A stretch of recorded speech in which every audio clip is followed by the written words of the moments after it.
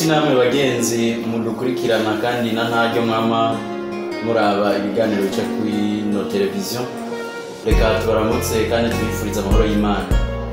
Rero tugarutse kuri uno munsi wa gatandatu kwigenekerezo rya 19 kwezi kwa gatandatu umwaka wa 2020 kugira ngo turabe mwino yinga dufundike icigwa tukirangize turaba ibindi byo kwiga no kuzirikana. Mwino ndwi dukekeranye yuko Imana yabanye natwe, ari nayo mpamvu tugiye kugiragiza imbere yo gutangura. Turagushimiye n'icubahiro, tugushimiye ubuntu bwinshi bwawe ugira, tugushimiye ukuntu no kurana amasaha wemeye ko tuba turi bazima no habwa icubahiro. Tuje kugira ngo kandi dusingurure mu byanditswe byawe byera, kuko umuntu adashobora gutungwa n'umutsima wonyine ahubwo atungwa n'ijambo riva mu kanwa kawe. Turagusabye rero ngo utwigishe, maze ubushobozi bwawe uburinzi bwawe bube kuri twebwe, kugira ngo nitwaba tukugiriye kumugisha ibyo twigira muri ino si bize bitume tugira ubugingo budashira ubukozi. Rero nubane n'umwe wese arabavuga n'abumviriza, kugira ngo ubushobozi bwawe bube kuri twebwe twese cyarimwe mu izina rya Yesu. Rero bagenzi, murakoze cyane kuba muriko muradukurikira kandi mugiye no kudukurikirana muri kino cigwa. Nakekeranya yuko ari cigwa ngira akamaro, kubera yuko mwino yinga twarabonye ivyigwa bitandukanye, aho twabonye ivyigwa bimwe bitwereka imirongo ikomakomeye cyane yo muri Bibiliya igoye cyane gusobanura. Imirongo biboneka yuko abantu benshi batera ikibazo biyumvira bati mbega ibi bibagombye kuvuga iki, abandi nabo bakaja kw'imari zitandukanye, ariko Bibiliya mu by'ukuri ikabifise ikigenda irabivuga.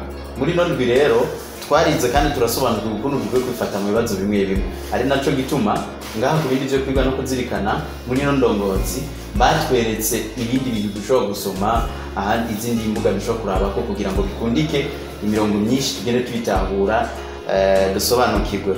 Rero nko ku Badventiste umunsi w'indwi n'abandi basanzwe bamenyereye iby'ishengero, turafise ngaha site umurongo wa internet dushobora kuraba ko. Nifuza ko basomera kugira ngo bikundike, abantu mukoresha internet muze murasoma ko kugira ngo bikundike mubone iyindi mirongo n'ubusobanuro butangwa kandi bwisunze inyandiko zeranda. Rero ni kuri website akaburungu Adventist Biblical Research ijambo rimwe .org, ico twokwita akarongo gakitse materials, nakandi karongo gakitse Bible interpretation, hermeneutics, methods, Bible, study. Nibaza yuko uru rubuga rudufasha kugira ngo bikunze umuntu asome, ariko kandi abafite indongozi ngo rubona hanyuma mukazogerageza kuraba ukuntu muruja ko kugira ngo hari ibintu byinshi mubona. Muri Bibiliya rero harimo utumiza twinshi dutuma ibiremwa muntu bitoroherwa cyane mu gutahura, kandi bikaba bitugora cyane kubisigura neza. Niyo mpamvu dukeneye ivyiyumviro bitishira hejuru, kandi dutegerezwa kugira ishaka ryo kwiga ivyanditswe bifatanije no gusenga. Twabonye muri no yinga yuko tubwirizwa iminsi yose kwamba twitwararitse igihe cyose tubonye ivyanditswe tubisome kandi dusenga. Yesu igihe ariko arigisha ahantu hose yaca yagenda ahamagara abantu ngo nimuze kuri jewe kugira ngo munyumve. Yavuga muze kuri jewe, nta kindi yabasaba yuko bamwumviriza.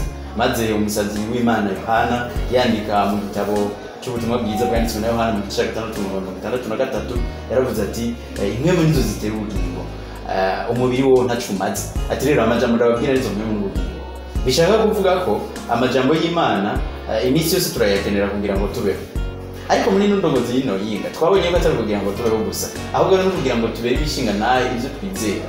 Kuko Paulo yandikira aba Tesalonike yababwiye ati iminsi yose wame witeguye kwishura umuntu wese akubajije inyandiko yo kwizera kuri muri wewe. Ni mikete yiwe rya mbere mu gice cya 5:19 ababwira ati wame iminsi yose witeguye kugira ngo wishure udakekeranya inyandiko zo kwizera kuri muri wewe.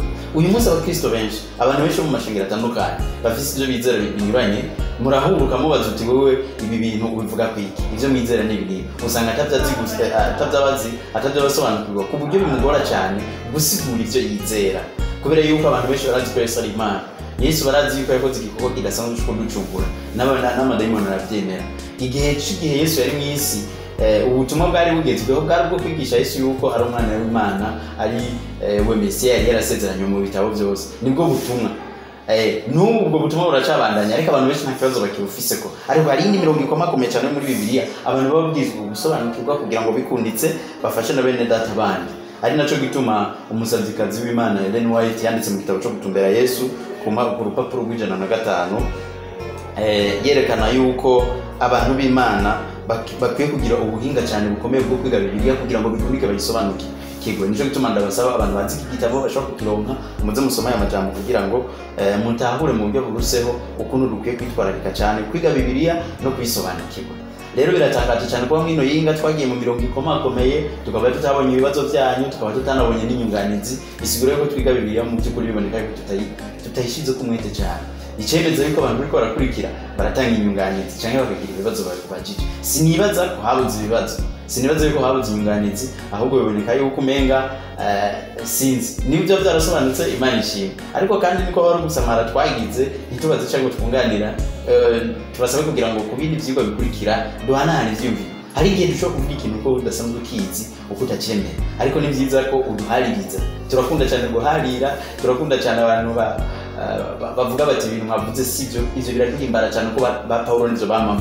Muze musome igitabo cyakozwe mu gice cya 14 uzobona Paulo yuko yashobora kumara isabato imwe akamara amasabato abiri akasamara amasabato atatu aharira n'abayahudi kubera yuko yabazi uburemere buri mu ijambo ry'Imana uko nakwiye kugwana na Satani akamugwanya mu buryo bwose bushoboka. Iyo rero inyandiko uyize, iyo hari ikintu kanaka wizeye ufise cyanditswe muri Bibiliya nuzu bisabikanye natwe cyo tuvutemera uduharirize. Iyo urungize ikibazo natwe tuzogerageza kucishura no kuyindi ndogo zusubire muti kiya kibazo mwakishe mu buryo butari bwo nanjye mugiye. Ivyo bizodufasha cyane kugira ngo dukuzanye hanyuma duhanahane ivyimviro bitandukanye. Rero kuri uno munsi kubyo kwiga no kuzirikana kubera ko atabibazo byabashije kuboneka, hari ikibazo nifuje cyane ko twoganirira hamwe, ikibazo batwandikinga mu ndongozi dusomye mu gitabo ubutumwa bwiza bwanditswe na Luka. Aya majambo ndifuza yuko twoyasomera hamwe kugira ngo twumve aya majambo kuko n'umurongo ukomeye uri muri Bibiliya. Abantu benshi bagiye baragusobanura gutandukanye, abantu benshi bagusobanura uko utameze, ariko turashaka mu by'ukuri turabe twifashishije Bibiliya mbega umurongo ugombye kuvuga iki. Ni igice cya 23 cy'ubutumwa bwiza bwanditswe na Luka umurongo wa 43. Hari inkuru uhereye ku murongo wa 39 itwereka ukuntu umwe mu bisuma byari bibambanye na Yesu yihanye. Murazi yuko Yesu yabambwe hagati y'ibisuma bibiri, kimwe cyari iburyo bw'ikindi kiri ibumoso, maze kimwe cyari ibubamfu kiravuga kiti niba uri umwana w'Imana kubera iki utokwikora kuri uyu musaraba maze ukize nawe wikize. Maze ikindi naco kiravuga ati we nutinya n'Imana, uyu akiri urubanza rusa n'urwacu ariko nta cyaha yakoze. Ati none umubwire nkuko umubwire nabi. Maze igico cyo kwisabira ati mu by'ukuri Yesu uranyibuka uje mu bwami bwawe. Yesu rero yacamwishura amajambo ari ngaha ku murongo wa 43 ariyo majambo nshaka ko turabira hamwe. Aramwishura ati ndakubwira ukuri uyu munsi urabana nanje muri paradizo. Niko muri no Bibiliya yacu ikirundi tubona byanditse, niko no mu yandi maversion y'icongereza igifaransa amwamwe ugenda usanga barabyanditse. Ariko kandi abandi nabo mu yandi maversion yerekana yuko aramwishura ati ndakubwira ukuri uyu munsi, kuko agakwabo cyangwa kaburungu murabizi gahindura ibintu byinshi mu byo umuntu aba yagombye kuvuga. Aramwishura ati ndakubwira ukuri uyu munsi. Ico kenshi Yesu gihe yaba ariko arigisha abantu yarikunda kubabwira ati ndababwira ukuri buno nyene, ndababwira ukuri uyu munsi. Abantu benshi bafashe umurongo ko igihe Yesu n'ibisuma byari bimaze gupfira ku musaraba, ubwo nyene Yesu n'icyo gisuma baci baja muri paradiso. Ariko turashaka tumenye mbega mu by'ukuri ibi bintu byoba bifise ireme. Ndashaka yuko twifashisha amajambo yanditswe mu butumwa bwiza bwa Yohana mu gice cya 20 umurongo wa 17. Ayo majambo avuga gute? Amajambo aravuga ati Yesu aramwishura ati ntunkoreko kuko ntaraduka kwa data, ariko genda kwa bene data ubabarire atagira duge kwa se ari we so, uti ku Mana yiwe ariyo Mana yanyu, izina ry'Imana rihabwa icyubahiro.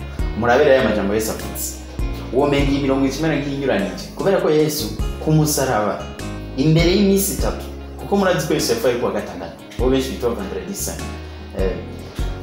amaze gupfa ni ukuvuga ko niba yaciye aja muri paradizo ubwo nyene yavuzwe.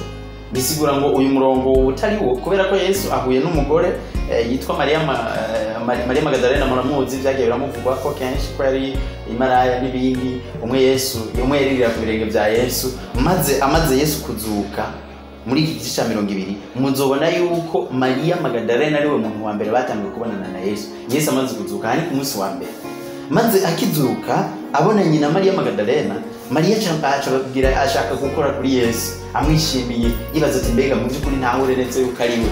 Ariko Yesu amubwiye ngo ntumureke kuko ntaraduga kwa Data. Haheze iminsi 3 Yesu apfiriye ku musaraba. Murumva yuko yamajambo avuga ngo uyu munsi turabana muri paradizo atari yo kuko Yesu ntiyagiye muri paradizo agifa, ahubwo uyu murongo uvuga ngo kuko ntaraja kwa Data. Yesu ntiyari bwagende, ari nayo mpamvu aha naho dushobora kuhigira ikindi kintu gikomeye cyane. Unasomye mu gitabo cy'umusiguzi mu gice cya 55 uzobona umunyabwenge Salomo agenda avuga ibintu bitandukanye yerekana yuko abapfuye nta bwenge baba bafise, ntaco baba bakizi ku buzima, kandi Imana yuko ari yabahari atari n'iyabapfuye. Rero mu yandi majambo hari inyigisho nyinshi zihari, kandi izo nyigisho si z'ukuri. Inyigisho zivuga yuko iyo umuntu apfuye aba agiye muri paradizo, iyo umuntu apfuye aja ku Mana, ubwo nyene oya siko Bibiliya yigisha. Ahubwo Bibiliya muri imvugo Yesu yakoresheje avuga ati ndakubwira ukuri uyu munsi urabana nanje muri paradizo. Mu yandi majambo ni uzobana nanje muri paradizo. Igihe cyo kuba muri paradizo ntikiragera cy'abantu bose muri rusange. Ariko turavye imvugo Bibiliya ikunda gukoresha, usomye nko mu gitabo cy'ivyahishuriwe Yohana, nashatse uyu murongo utubere nk'akarorero. Mu gitabo cy'ivyahishuriwe Yohana mu gice cya 13 abigishwa babiri yatuze turajana. Mu gice cya 13 umurongo 8 haravuga ngo kandi ababa ku isi bose bazogisenga umuntu wese atanditswe izina mu gitabo cy'ubugingo c'umwagazi w'intama yatanzwe kwikimaza uhereye ku kurema kw'isi. Namba ku kurema kw'isi nashaka ku murongo 8 umwagazi w'intama, umuntu wese atanditswe mu gitabo c'umwagazi w'intama yatanzwe uhereye ku kurema kw'isi. Wewe ukwibaza uti mbega umwagazi w'intama yatanzwe uhereye ku kurema kw'isi? Birumvikana yuko Yesu igihe cyo kuza mu isi nkuko abikorosayi Paulo yabandikiye ababwira ati igihe gikwiriye gishitse. Hari igihe gikwiriye cyaragenywe n'Imana kuko Yesu avukira mu isi maze akanapfira ku musaraba. Ivyo byose byari bizwi n'Imana yaragiteguye. Ariko kubera yuko ikintu cyose Imana igenye cyangwa ikintu cyose Imana ibonye yuko kizoba, icyo kintu kiba kimaze kuba mu mvugo gisubira kuvugwa, kiravugwa nk'aho icyo kintu cyahejeje kuba. Ari nacyo gituma amajambo menshi uzosanga avugirwa mu migani. Avugirwa mu migani muzobona nk'igihe Imana yari kiravuga ku mwami w'Itiro mu gice cya 28 cya Ezekiel, ivuga ati wari yerekana ujya mwami w'Itiro, wari umukero gushanja amababa hejuru. Ariko Imana ikaba iri kirabwira umwami w'Itiro, kandi Itiro hari hahari, ariko kandi iri kiravuga Lusiferi. Mu yandi majambo Bibiliya irafise uko ivuga mu mvugo zinyitse, ishaka kuvuga ikintu kanaka c'ukuri kiba carabaye canke ikizoba. Hari ibintu usanga biba bizoba Bibiliya ikacivuga nk'ibyabaye, nk'ivyashitse, nk'ivyamaze kuba. Rero aya ubu ni bumwe mu burorero, kandi turafise uburorero bwinshi muri Bibiliya. Ni wasoma nk'ibitabo byavugishwa n'Imana Yesaya mu bice bya 66 ibice bya 55 uzobona Imana igenda yerekana ivuga ibintu nkaho umenga ivyo bintu byaraheze kandi ivyo bintu byarabaye. Ndabereka inka kandi karorero usomye mu gitabo cyavugishwa n'Imana Yesaya ni mu gice cya 61 uzobona amajambo yavugiwe mu kanwa ka Yesaya. Yesaya avuga ngo nimunze kuri jewe, Murantunga yavuze ngo mwemu uhora hari kuri jewe, kuko yandobanuye kugira ngo mbwira aboro ubutumwa bwiza. Yantumye kumenyesha ngo yuko zibohorwa n'impumyi ko zibumuka, no gukura akarenganya kugira ngo abantu bamenye ko igihe cy'agakiza cyabo cyashitse. Ariyo majambo yanditse muri iki gice cya 61. Ariko aya majambo yavuzwe na Yesaya, ariko ari Yesu ubwiwe yari kayavugira mu kanwa ka Yesaya. Ari nayo mpamvu mu buryo bwa gihanuzi, uburyo butangaje cyane, usomye mu gice cya 4 cya Luka uhereye ku 18 uzobona Yesu yongera gusubira muri aya majambo umunsi w'Isabato ari mu rusengero. Amaze kugera mu rusengero mu gitabo ngo azingurura asome, Yesu baca batangara bumvise avuze ngo mwimu uhora hari kuri jewe. Mbega ari hagati ya Yesu na Yesaya ninde mwimu uhoraho yari kuri we? Yamutoranije, yamurobanuje amavuta kugira ngo abwire abo ubutumwa igihe cyabo cy'agakiza ko cyashitse. Si Yesaya yabwiye aboro yuko igihe cyabo cy'agakiza cyashitse, ahubwo agakiza kari ku bitugu bya Mesiya. Ahubwo Yesu niwe agakiza kari kuri we. Ariko igihe Yesaya yabivuga mu gihe ciwe yabivuze nk'igihe bishitse, nk'igihe nk'uko byamaze kuba. Ariko Yesu aza kubishyira mu ngiro haheze imyaka myinshi Yesaya yamaze kuva mu mubiri. Murazi ko Yesaya yabayeho mu kinjana cya 6 mu kinjana c'indwi imbere y'ivuka rya Yesu, ukaza rero ukagera igihe Yesu yaravuze aheze imyaka ishika mu majana 6 arenga ku myaka mike, urabona yuko Yesu yashitse ariko ya majambo akaguma agifise ubushobozi. Mu yandi majambo, iki gisuma kubera yuko cyari kimaze kwihana, kibikiwe iherezo ryiza, Imana icishije mu kanwa k'umusavyi wayo, Luka ngaha mu kutwandikira amajambo yabivuze nkaho byari byaramaze kuba, kubera yuko iyo abikiwe igitsibo c'ubugingo nta buryo nabo ashobora gusubira kucakwa. Nayo ubundi aya majambo ntasobanura yuko iki gisuma cyaciye kija muri paradizo uko nyene, kubera yuko tubonye iyindi mirongo yerekana yuko ivyo atariko bimeze. Rero unasomye no mu gitabo no mu ikete Paulo yandikiye abikorino mu gice 15, uzobona Paulo agerageza kwerekana ivyuka abantu bapfuye bazozuka, yerekana ivyizigira abantu bafise muri Kristo, ukuntu abantu bazosubira kuba bazima, avyerekana yuko ari ibintu byo muri kazoza. Abantu rero bapfuye bizeye ntibamaze kuja muri paradizo, ntibamaze kuja mu ijuru, oya. Kubera yuko harabo cyavuga ati paradizo bavuga yari ngaha ku isi, oya murabizi yuko igihe Adamu yaramaze kugwa mu cyaha akagwishibara, Imana yashimye yuko paradizo itari kiboneka ku isi. N'ubu ngaha ku isi ikibanza cyo paradizo gihari, Imana yaragitwaye igishyira mu bwami bw'Imana. Ari nayo mpamvu abantu bashaka iyo bavuze ngaha muri paradizo bavuye mu ijuru, ni ikibanza kizima gitunganye neza, ikibanza kizoza cururuka ari umugwa uvuye mu ijuru. Mu gice cya 21 cy'ibyahishuro hano mu sosoma haya majambo, igihe Yohana yavyereka yabonye umugwa mu shasha uri kuva mu ijuru paradizo shasha. Rero uyu mugwa uri mu ijuru nta muntu n'umwe nta muntu yawugiyemo. Ubu iyo abantu bapfuye baca bawujamo, ntidukwiye no kuvyitiranya n'abazutse igihe Yesu yabonekana nk'umushuzo werekana yuko ari abantu bijamwa vya mbere mu gikorwa Yesu atanze. Kuko murazi igihe Yesu yavuka nako yazuka, hari abantu benshi imva z'abera zarugurutse maze adugana nabo mu bwami bw'Imana. Abo nivyo barahari, kandi murazi yuko na Eliya yaduze mu ijuru, murazi yuko na Mose yaduze mu ijuru. Rero abaduze mu ijuru baravugwa, barahari. Rero ntihagire umuntu azosubira kwigisha ko canke yihende atabikuye muri Bibiliya, kubera inyigisho zitandukanye zitapfa no mwijambo ry'Imana. Abantu benshi usanga baragiye bararemarema bivanye n'akahise kabo, bivanye n'imyizerere yabo, ugasanga bararemye inyigisho ivuga ko umuntu yapfuye acajurwa nyine muri paradizo. Oya, si byose ko Bibiliya yigisha. Rero nibaza yuko Imana yiteguye iminsi yose kutwigisha amajambo yayo igihe cyose dufise umutima wo kwama dushaka guhurumbira kumenya ijambo ryayo. Imana yiteguye gukora ikisabwa, yiteguye gukora igikorwa cyayo igihe twebwe tubibereye abantu baciye bugufi, tugaca bugufi mu mitima, maze Imana ikatwigishiriza. Izotwigisha rero na byinshi cyane kurushaho. Imana rero ibahezagire kandi ibakomeze. Hari iyindi mirongo rero muri Bibiliya idasobanutse, hari iyindi mirongo itumvikana neza na hanyu na hacu, kugira ngo tuyihanahane ku byiyumviro maze bikundike ikintu kanaka tucumve kumwe. Nitwaba tugize amahirwe tukabidahura kumwe, abenshi turokore, kubera yuko Yesu yavuze ngo ubugingo buhoraho nuko abantu bamenya Imana bakamenya n'uwo yatumye. Nta kindi kintu kitumenyesha Imana, nta kindi kintu kibaho cera cirabura gishobora kutumenyesha Imana, gishobora kutumenyesha inzira y'agakiza atari ijambo ryayo yadusigiye.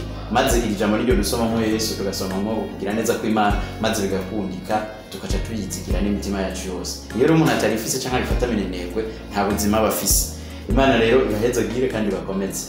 N'ubu umwanya nurarengerana murashobora kwandika ibibazo, tukazofata akanya kugira ngo tugaruke ko tuvyishurane. Imana rero ibahezagire kandi bagirire neza mwebwe twabanye. Uko mubimenyereye nitwa Misabo Conscience, dusengera mu Adventiste Musungwi ishengero ryo mu Kanyosha. Rero reka ndabasabe kugira ngo bifatanye nanje mu isengesho mu kurangiza. Turagushimira uhora kugira neza, imbabazi zawe zamaze tubonekako.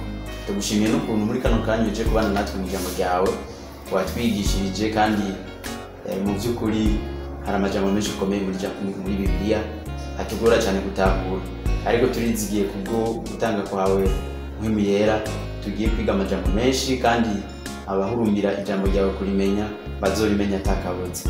Uduhe rero kugirira umugisha kuri wewe, kugira ngo amajambo yawe tuyasobanukirwe, natwe nitwaba tugize umugisha abatwumva batakuzi bahere ko baguhimbaza, kandi natwe tubere ibishinga ntayo byigendera bene data bandi, kugira ngo tugwaza kwazanye muri urugendo rwo kuja mu bwami bwawe, tuze dushika amahoro. Utugirire neza, ugire neza abatwumvirije, ugire neza ingo n'imiryango z'abantu bakoranira hamwe biga indongozi yawe yo kwiga Bibiliya, kugira ngo batere intege bamwe babikorana ntake, maze ubushobozi bwawe n'ivyo ugomba bibe ku isi nk'uko biri mu ijuru, mu izina rya Yesu, amen.